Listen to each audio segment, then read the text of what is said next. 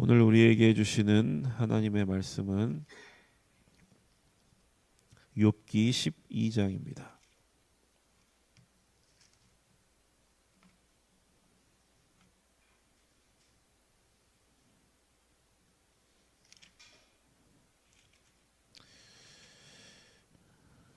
욥기 12장 구약성경 772페이지에 있습니다. 욥기 12장 7절에서 10절까지의 말씀 함께 봉독합니다. 이제 모든 짐승에게 물어보라. 그것들이 내게 가르치리라. 공중의 새에게 물어보라. 그것들이 또한 내게 말하리라. 땅에게 말하라. 내게 가르치리라. 바다의 고기도 내게 설명하리라. 이것들 중에 어느 것이 여호와의 손이 이를 행하신 줄을 알지 못하랴. 모든 생물의 생명과 모든 사람의 육신의 목숨이 다 그의 손에 있느니라. 아멘. 욥기 말씀은 의인의 고난에 대한 얘기입니다. 욥은 욥기에서 의인으로 등장하는데 그러한 욥에게 어느 날 감당하기 어려운 고난이 찾아옵니다. 근데 이러한 의인의 고난은 사실 우리가 살고 있는 현실 속에서도 자주 일어나는 일입니다. 그래서 우리는 그런 일을 목격하거나 또 그런 일을 겪을 때마다 굉장히 당황하고 또 혼란스러워합니다. 선한 사람은 복을 받고 악한 사람은 벌을 받는다. 콩 심은 데 콩이 나고 팥 심은 데 팥 난다. 그리고 뿌린 대로 거둔다. 이러한 우리가 믿고 있는 또 우리가 바라는 인과응보라는 그 대원칙을 흔들기 때문에 그렇습니다. 근데 우리는 이러한 이해할 수 없는 일들 앞에서 하나님 앞에 나아가 기도하고 묵묵히 고민하는 것보다는 늘 쉽고 간편한 답을 찾음으로써 우리의 어떤 마음에 있는 불안함을 해소시키려고 하는 그런 행동들이 많이 나오게 됩니다. 그런 우리들의 모습을 대표해서 보여주는 게 바로 욥의 세 명의 친구들입니다. 이 친구들은 욥을 이제 위로하러 처음에는 찾아왔지만 아이러니하게도 욥은 그 친구들에게 전혀 위로를 받지 못합니다. 왜냐하면 이 욥이라는 사람이 겪고 있는 욥이라는 사람이 겪고 있는 이 일들을 볼 때 그것들이 이 친구들이 믿고 있는 인과응보라고 하는 대원칙을 흔드는 것처럼 위협하는 것처럼 느끼기 때문에 그렇습니다. 그래서 이제 친구들이 욥을 위한다고 뱉어내는 그 많은 말들이 오히려 그 욥을 더욱더 고통스럽게 하는 그러한 것들을 우리가 욥기를 통해서 보게 됩니다. 그러니까 친구들은 자기들이 믿고 있는 바, 이 인과응보라는 그 원칙을 어떻게 보면 수호하기 위해서 욥을 결과적으로는 더 궁지로 내모는 몰아넣는 그러한 일들을 벌이고 맙니다. 그럼 새 친구들이 뭐라고 했느냐? 그들의 주장을 간단하게 요약한다면 이런 것입니다. 하나님이 정하신 대원칙, 인과응보라고 하는 이 대원칙이 잘못될 수 없다. 그것들은 틀릴 일이 없는데 그러니 결국에는 어디에 문제가 있느냐? 결국에는 욥 너에게 무언가 잘못이 있을 것이다. 이게 이제 친구들이 욥에게 하는 말들입니다. 아니 땐 굴뚝에 연기 나랴 이런 말들이 있듯이 분명히 어디가 잘못됐는데 그게 하나님이 잘못될 리는 없으니 분명히 너에게 어떤 잘못이 있을 테니 잘 생각해 보아라. 이런 말이 바로 친구들이 했던 공통적인 말들입니다. 그런데 욥은 끝까지 거기에 받아들이지 않고 항변합니다. 그러니까 내가 아무리 생각을 해봐도 내가 이만큼 고통을 당할 만큼의 잘못을 한 일은 없다라는 것입니다. 그러니까 여러분들이 욥기에서 욥이 당한 그 많은 고난들을 기억하실 겁니다. 가진 재산을 모두 잃고 또 자식들을 모두 잃고 또 마지막에는 자기의 몸, 건강까지 잃어버리는 그런 신세에 처하게 됩니다. 그 모습을 보고 있던 그 아내가 보다 못해서 뭐라고 그러냐면 당신이 그래도 자기의 온전함을 굳게 지키느냐, 차라리 하나님을 욕하고 죽으라, 이렇게 얘기를 합니다. 근데 욥은 그러한 상황 속에서도 차마 하나님은 욕하지 못하고 무엇을 하느냐면 자기의 생일을 저주하기 시작합니다. 그 본문에 보면 이렇게 나옵니다. 내가 난 날이 멸망하였더라면, 사내 아이를 배웠다 하던 그 밤도 그러하였더라면, 그날이 캄캄하였더라면, 하나님이 위에서 돌아보지 않으셨더라면, 빛도 그날을 비추지 않았더라면. 그러니까 욥은 아내의 말처럼 하나님을 욕하고 죽지 않았습니다. 욥은 끝까지 살아서 그 고통 가운데에서도 하나님께 끊임없이 묻습니다. 하나님, 이게 무엇입니까? 내가 당하고 있는 이 고난과 이 현실을 내가 어떻게 받아들여야 합니까? 그러니까 욥이 볼 때는 이게 내가 무언가 잘못해서 받는 고난이라고 하기에는, 벌을 받았다고 하기에는 도저히 납득되지 않는 일이었다는 겁니다.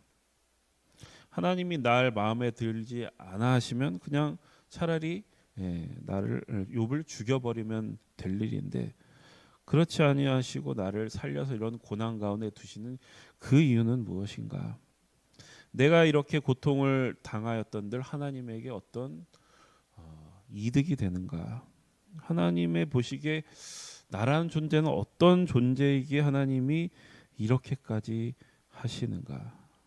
차라리 하나님께서 나에게 죽으라, 너 네 죄가 크니 죽어라, 이렇게 하면은 욥의 신앙이라면 죽었을지도 모릅니다. 그런데 죽이지도 아니하시고 나를 이런 고난 가운데서 살게 하시는 그 이유는 무엇인가? 그 이해되지 않는 현실 앞에서 욥은 끝까지 하나님께 물어야 했던 것입니다.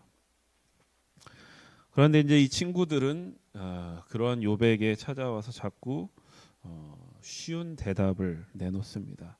그러니까 사실 욥을 위한다고 하지만 사실은 그러한 욥을 보고 불편해진 자기의 마음을 조금 편하게 하려고 하는, 그래서 자꾸 욥을 인과응보라는 그 틀 안에 자꾸 우겨 넣으려고 하는 그러한 마음이 그 친구들의 말들 속에 나타나 있습니다.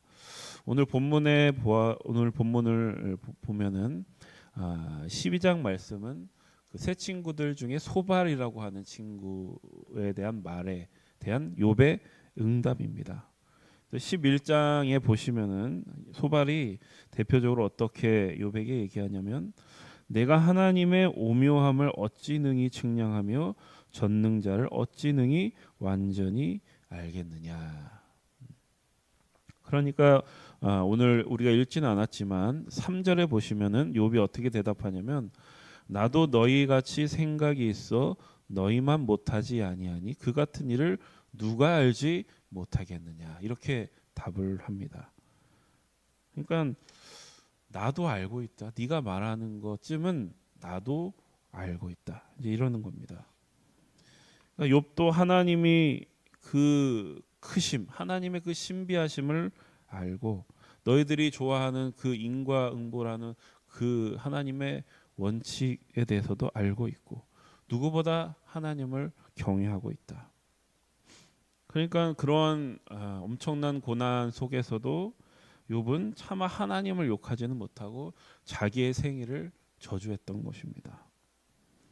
그런데 욥은 이 친구들, 이 소발이 하는 말처럼 그렇게 이 고난을 하나님의 신비라는 말로 그냥 대충 얼버무려서 넘어갈 수 없는 그러한 현실 속을 살고 있다라는 것입니다. 우리가 항상 우리가 머릿속에 생각하는 것과 우리가 실제로 살아야 될 현실은 항상 다르다는 것을 우리가 느끼며 삽니다. 우리가 어떤 싸움을 할 때 늘 그 싸움에 대비 어떤 전략을 세우지만 그 실전에 들어가면 항상 우리가 예기치 못한 일들이 발생합니다. 그러니까 욥이 항변하는 게 무엇이냐면 너희들의 이론이 틀린 것은 아니지만 그 이론은 내가 지금 처한 이 현실을 다 설명해 주지는 못한다. 이렇게 항변하는 것입니다. 그 마이크 타이슨이라는 권투 선수가 있는데요. 그 선수가 했던 말 중에 이런 말이 있습니다. 누구나 그럴싸한 계획을 가지고 있다. 링 위에 올라서 주먹으로 맞기 전까지는. 그러니까 우리는 해설가가 되기를 좋아하지만 막상 우리가 그 경기에 들어가서 선수로 뛰는 순간 우리가 겉에서 봤던 것과는 다른 경험들을 하게 됩니다. 실패는 성공의 어머니다라고 하는 말들이 있습니다. 이 옳은 말이고 아주 좋은 말이지만 우리가 그 말을 안다고 해서 우리가 겪는 그 실패의 무게가 가벼워지지 않고 그 실패가 주는 고통에서 면제되는 것이 아니다라고 하는 얘기입니다. 그러니까 고통 속에 있는 사람들에게 하는 그럴싸한 말들이 고통을 당하고 있는 사람의 입장에서는 굉장히 한가한 소리로 쉬운 소리로 들릴 수밖에 없다라고 하는 것입니다. 그러니까 욥은 지금 그들에게 옳은 말을 듣고 싶은 게 아니라 대답이 없는 그 하나님께 묻고 있는 것입니다. 그리고 하나님께 그 대답을 듣고 싶은 것입니다. 왜냐하면 지금 자기의 상황은 하나님만이 대답할 수 있는 문제라는 것을 욥은 알고 있기 때문에 그렇습니다. 그래서 오늘 본문 말씀 7절에서 10절 말씀을 다시 한번 보겠습니다. 다시 한번 읽어보겠습니다. 시작. 이제 모든 짐승에게 물어보라. 그것들이 내게 가르치리라. 공중의 새에게 물어보라. 그것들이 또한 내게 말하리라. 땅에게 말하라. 내게 가르치리라. 바다의 고기도 내게 설명하리라. 이것들 중에 어느 것이 여호와의 손이 이를 행하신 줄을 알지 못하랴. 모든 생물의 생명과 모든 사람의 육신의 목숨이 다 그의 손에 있느니라. 그러니까 무슨 소리냐면은 이 짐승들 그리고 땅 그리고 바다의 고기들도 하나님에 대해만큼은 너희들이 아는 것만큼 알고 있다라는 얘기입니다. 그러나 욥이 하고 싶은 얘기는 뭐냐면 하나님에 대해서 안다고 그래서 내 현실이 쉬워지지 않고 대충 넘어가지지 않는다는 겁니다. 그러니까 정말 그 현실의 깊은 고통과 어떤 좌절을 경험하지 못한 사람일수록 이 소발과 같이 어떤 되게 단순하고 어떤 피상적인 그러한 생각을 가지고 있는 경우가 많이 있습니다. 그러나 욥과 같이 그 인생의 심연 속으로 들어가 본 사람은 말을 함부로 하지 않습니다. 그러니까 왜냐하면 인생은 말로 대강 때울 수 있는 게 아니고 결국에는 몸으로 겪어갈 수밖에 없다라는 것을 알고 있기 때문에 그렇습니다. 그러니까 기독교 신앙은 뭐냐면 어떤 말이나 어떤 법칙 이런 것을 따르는 것으로 때울 수 있는 게 아니라 그것보다 더 큰 것을 우리에게 가르치고 있다라고 하는 것을 말씀하는 것입니다. 그러니까 인간이란 어떤 규칙에만 매여 있는 존재가 아니라 결국에는 살아가면서 하나님이라는 존재에 붙들려 가고 있는 그런 존재로 부르심을 받고 있다라는 것을 얘기하는 것입니다. 그러니까 옳은 말을 한다고 끝나는 게 아니라 그 옳은 말을 실현할 수 있는 실력이 필요하고 또 그 실력을 가지려면 그 많은 실패와 절망의 시간들을 통과할 수밖에 없다라고 하는 것입니다. 그 실력은 근데 우리 안에서 만들어지는 게 아니라 하나님께 끝까지 묻고 끝까지 붙들려 있는 자로부터 나온다라고 하는 것이 바로 욥기가 우리에게 가르치는 것입니다. 그래서 오늘도 여러분은 그러한 존재로 이 자리에 붙들려 나온 것입니다. 그러니까 하나님은 우리를 다만 법칙이나 그런 법칙을 지키는 어떤 도덕적인 존재 정도가 아니라 하나님의 형상으로 우리를 만드셨습니다. 놀라운 형상이죠. 하나님의 형상이기 때문에 우리는 하나님을 거역할 수도 있고 하나님의 명령을 따르지 않을 수 있습니다. 그러나 동시에 인간이라고 하는 존재는 굉장히 특별합니다. 인간이라는 존재만이 하나님과 사랑을 나눌 수 있고 또 하나님을 신뢰할 수 있고 하나님의 약속을 믿을 수 있습니다. 그러니까 창조주와 피조물이 이런 인격적인 관계를 맺을 수 있다라는 게 얼마나 놀랍고 영광스러운 일이겠습니까?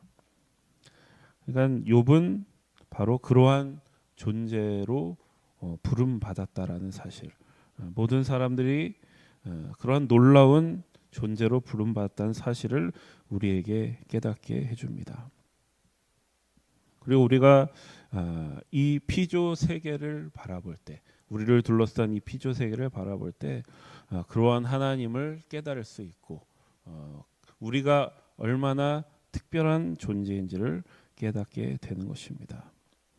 우리에게 고난이 있다는 것, 또 이해할 수 없는 고난 속에서 우리가 살아가야 한다는 것이 바로 이러한 우리의 정체성과 놀라운 존재를 향한 하나님의 부르심이라는 사실을 여러분 기억하셔서 오늘도 많은 고난들 속에서 또 이해할 수 없는 막막한 현실 속에서 그 욥의 하나님, 욥이 만난 하나님을 바라보면서 오늘 하루도 살아가시기를 축복합니다.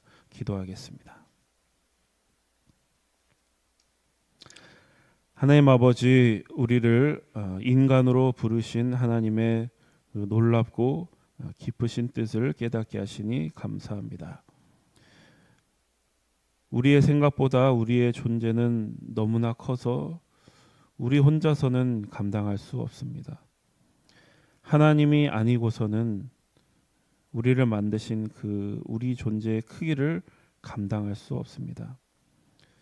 그만큼 우리를 생각하시는, 그만큼 우리를 높이시는 그 하나님의 마음을 품고 오늘 하루도 우리에게 주어진 고난의 길을 담대하게 통과하게 하여 주옵소서. 예수님의 이름으로 기도드립니다. 아멘. 함께 합심해서 기도하겠습니다. 성령의 능력으로 하나님 나라를 증언하고 살아내게 하소서. 하나님의 말씀이 기준이 되게 하소서. 질병, 전쟁, 자연재해, 가난, 억압으로 고통당하는 사람들을 치유하여 주소서. 거룩한 습관을 형성하여 균형 있는 성장을 이루게 하소서. 다음 세대에게 하나님 나라 복음을 전수하게 하소서. 창조 질서 회복을 위해 힘쓰게 하소서. 함께 이 기도 제목 가지고 합심하여 기도하겠습니다.